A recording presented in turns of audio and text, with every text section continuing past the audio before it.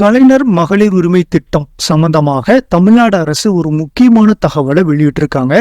அது பத்தின முழு தகவல்களை இந்த வீடியோல பார்க்கலாம்.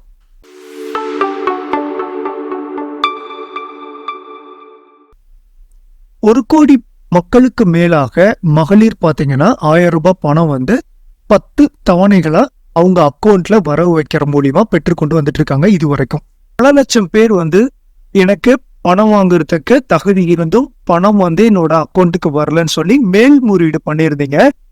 அவங்களுக்கு ஜூலை 15ஆம் தேதி தொகை வழங்கப்படும் அப்படிங்கிற அறிவிப்பை தமிழ்நாடு அரசு வெளியிட்டிருக்காங்க. அங்கம் தென்னரசு அமைச்சர் அவர்கள் பாத்தீங்கன்னா நேத்து விருதுநகர் மாவட்டத்துல நடந்த ஒரு நிகழ்ச்சியில இது சம்பந்தமா பேசியிருக்காரு.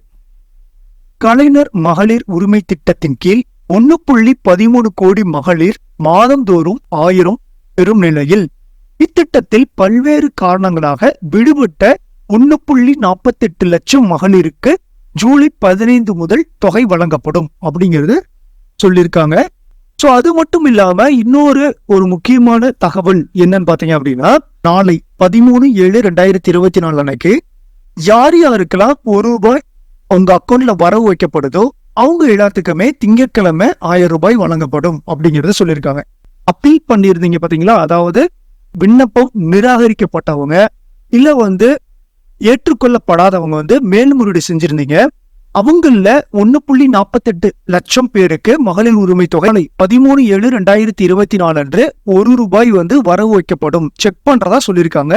ஒரு சில பேருக்கு நாளைக்கு சனிக்கிழமை வரலைனாலும் ஞாயிற்றுக்கிழமை வரலாம், வெயிட் பண்ணி பாருங்க.